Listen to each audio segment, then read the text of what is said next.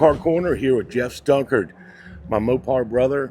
We're taking a look at some of the cars he's going to do for TV slot for Mecum, and this is one of the ones he's talking about doing right here. Tell me about this car, Geoff, Well, real quick. Here's the thing. Obviously, Hemi Superbirds have proven they've got literally wings under them right now financially. They've Big come time. way up in price. This is a pretty cool car. And again, looking at it, sublime green, got that heavy motor in it, but come around here and look at the interior. So, you put a Hemi in a Superbird, you're putting a Hemi in a Roadrunner. Roadrunner was a taxi cab. So you were spending another $900 right off the top. But on this car, somebody put pistol, it's a pistol grip car. It's got an AMA track. It's got the tic-tac-tock, tick-tock-tack. I always make that mistake, but drawback. Look at that. How about a steering wheel. 1970 B rim-blow steering wheel? I've never even seen one of those. That's that came a up. very rare option. And again, Roadrunners had so few options available because they were pretty basic models. That was one of the few optional things you could put on a Roadrunner. Really? Was that rim blow steering wheel. Like very, very rare for any Mopar from 1970. And a Superbird, unobtainium in a Hemi Superbird. Oh my gosh. So that makes this a very cool piece. You know, of all the years I've been around Mopar, I have never seen that wheel Yes. on one ever. It's not pretty. No. And like I said, it really fits more a Chrysler 300 or a New That's what I York was or something. thinking. But you know? it's a B-body rim blow steering. Again, a really rare option. So between that and the AMA track, Man. great car here. So, Unbelievable. and again, this is a Hemi vehicle. And let's see, what have we got? One of 4-speed. 58. Yep. It's got an A33 performance axle pack, A33 track pack in it.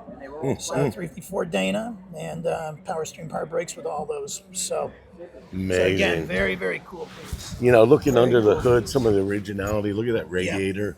You know, look at the chalk marking on the valve covers. Yeah. You know, retaining that stuff is super important on a restoration. Anything you can keep that's original. It looks like the motor's never been out. It's never been touched, the motor. You know, it doesn't look like it's had any. Yeah, it's not stating its numbers match, but the bottom line is the car itself, again, with the options that are on it. It's very cool for a Super. Heck yeah. Well, that's one of the ones that he's thinking about doing for a TV slot. Let's move on to the next one you were talking about. Yeah, up here there's a 71 Challenger. Now, obviously, 1971 was the final year for that being put into any Chrysler car. Yeah. This is a 71 Challenger that's got that. Gotcha.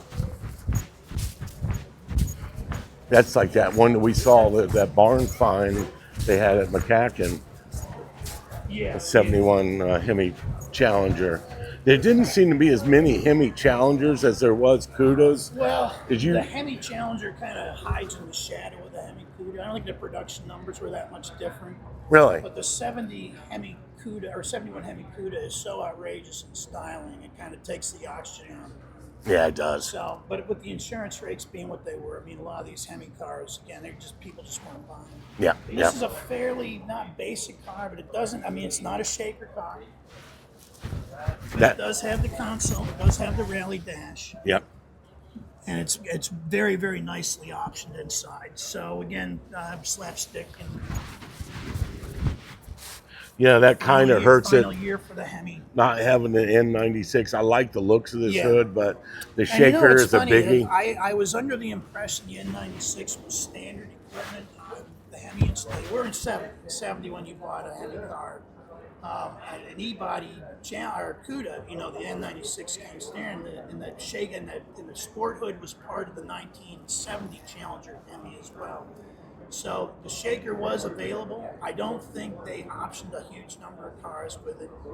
No, you didn't. There's been rumors that had to do with the collapse area here because the wood was weakened structurally, but the car was impacted on the front end. This did not buckle, meaning since there's no cowl here, this unfortunately would slice through the windshield, Of course. through the dash, and through the driver. So that was a reason to not put shakers on. Really? Challenger. I'd because never there's heard that no before. cowl on it. Okay. If you look over here on the AR, it doesn't have it either. But on the, again, with the shaker equipped vehicles, you know, that was what I understood was a problem. Huh. With that. Yeah. Wow.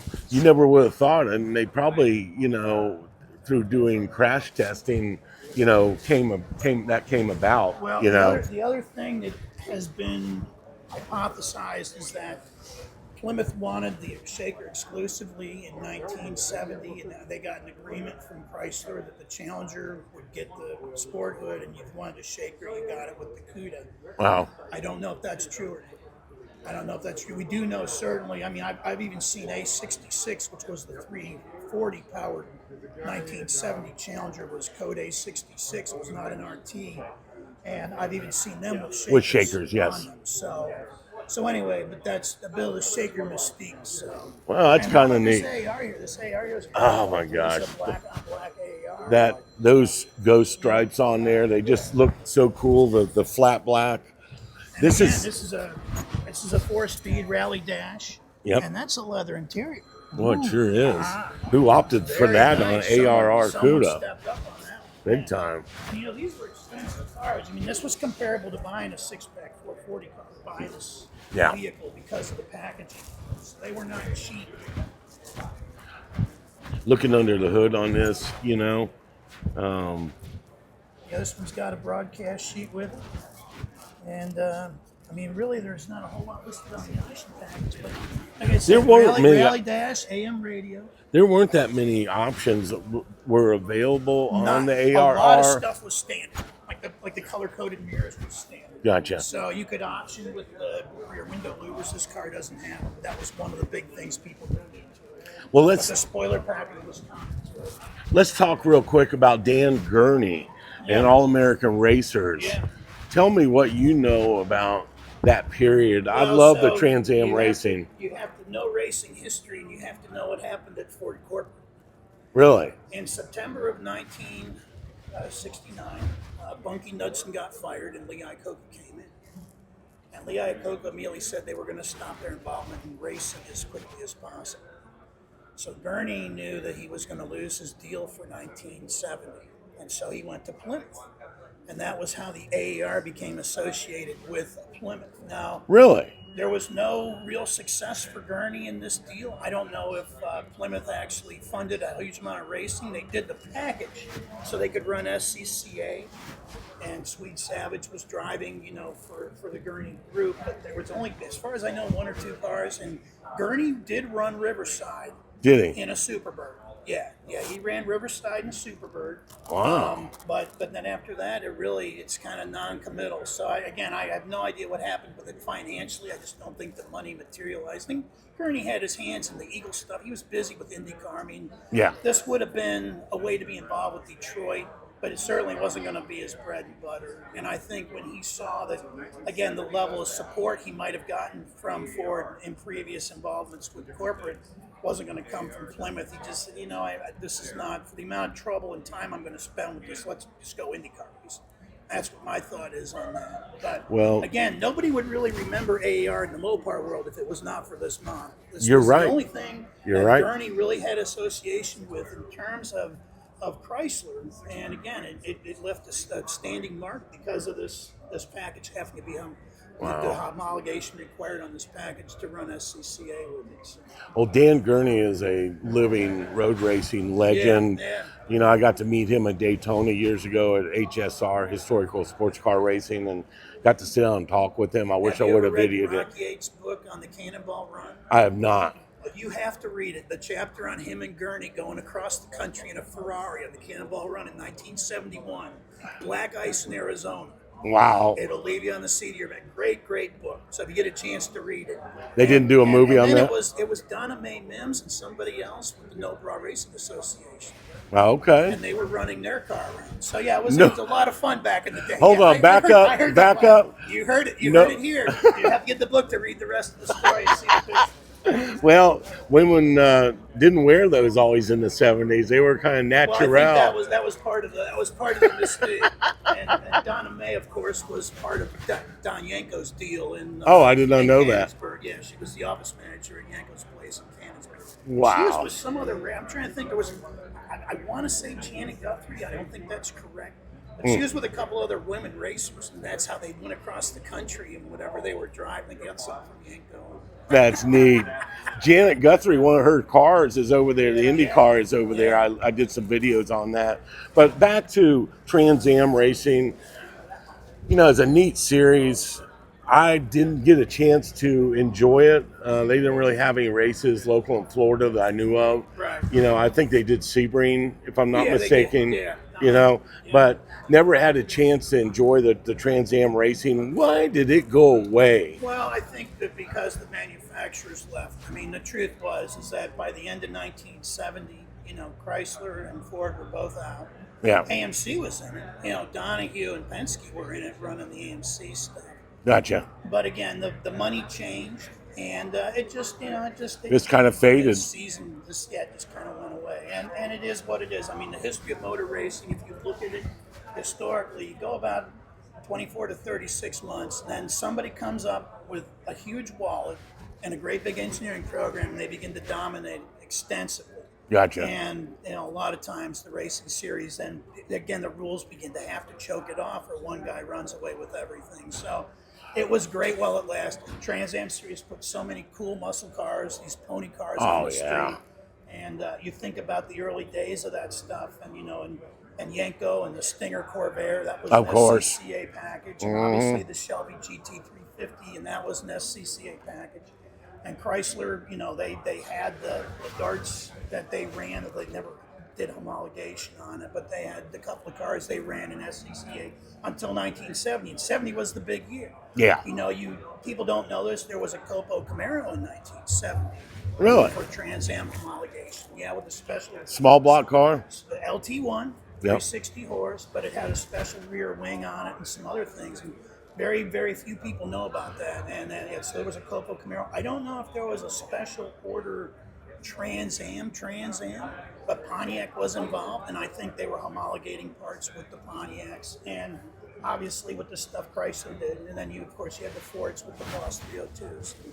So it was a fun and cool moment in time. Oh man, how did Pontiac come about with the Trans Am name? Do you know the story on that? I don't know what the whole story is. I know that as far as I understand it, there was some tension between them and SCCA when they came out with that moniker. 70 Trans Am. I don't think, it came out in '69, and I don't think there was any legal action taken on either side. I think SCCA probably realized they didn't want to fight GM on a trademark like that. But again, it was a name that fit the moment in time. Well, and so what's funny is you think about this. So you had Donahue and Penske running circles around everybody in the Camaros, and Pontiac named their car the Trans Am. Go figure, They weren't into it as big as Chrysler, were they? Well, again, you have to step back. So in April of 1969, AUKUS met. This was one of the reasons why Superbirds had such big production, and the Ford King Cobra and Torino Spoiler 2 went away. Yeah. The rules went from 500 units to one for every two dealerships. Really? So Chrysler had to build 2,000 of these and 2,500 Challengers to get one to every two dealerships. Wow. Ford would have had to build over 5,000 because of their NASCAR Aero Specials, so they dropped that right away. Now the Trans Am or the Boss 302 was already selling so well, it wasn't an issue from a sales standpoint with that. And obviously the Z28 was the same thing. The Z28 had such big sales amounts already by the end of '69. But the other thing that changed, people don't know, prior to that meeting, you had to have a 305 cubic inch motor. That's right. There was a Boss 302 and a Chevy 302. After that meeting, you could go to small block architecture and de-stroke the 305 to race, which is why these were 340s. Oh, and okay. not 305s. Oh, okay. Now, the ones they ran in the series were 5-liter that Keith Black built 305s that ran in the AR and in the Sam Posey the Trans Am, the TA, Challenger TA. Yeah. So Keith Black was responsible for doing those de-stroked engines, but they could release the car with a 340 motor as opposed to a 305-inch motor. And that was, for Ford, that was a big deal. Oh, yeah. 351, they could get rid of doing the 302. And for Chevy, obviously the LT1, which was a fabulous engine from a technical standpoint in 1970. Yeah. The LT1 was a huge advance in development. you know my background is Chrysler history, but even the guys like Tom Hoover and Ted Spehar will say that the factory never had the money to re-engineer the Hemi. Had the ball stud Hemi come out, it would have looked like a big block Chevy in terms of the architecture under the valve cover, because you had to move too much piston up into the cylinder, had to get compression. Now, it worked great as long as you were under 7,000 RPM. Gotcha. Above 7,000 RPM, you had piston cam issues, and you had piston speed issues. Both those eat up horsepower at the top of the RPM. Of course. So your 351 Cleveland was a better engine in terms of technology. Now the LT1 small block Chevy had a great deal of engineering development into it going forward. But that ball stud Hemi, people don't understand that that Australian Hemi, that 6-cylinder Hemi, they call it the Hemi not because it's a 426 architecture. It's that ball stud architecture that Hoover was working on. Oh, okay. When they pulled the plug on that, and they sent it over to Chrysler Australia, and they put it in their 6 cylinders. No kidding. And that's why that's called the 245 Hemi 6. Never knew that. Yep. So, Yeah, that's cool anyway, history. Lots of transitory information coming out of my brain. So. Heck yeah. Well, talking about this series in the car, it's good stuff. It's good memories. And to hear it coming from you is even better. So appreciate that, my brother. Let's move on. I appreciate it. And thanks again for all your help with my YouTube channel. Oh, man. So. That's why I'm here to help you with that and do mine. And it's just good stuff. And I think you got something good going, and it's just going to take a little time. A year, you don't get it right away. The second year, it starts getting traction. The third year is when it starts making money. Right, That's hopefully what I'm running into. Yeah. So let's get that thing up to the 5 million mark Yeah, let's soon. do it. So I appreciate you, my brother. All right, We'll man. see you on the Great next talking to one. you as always. Thank you.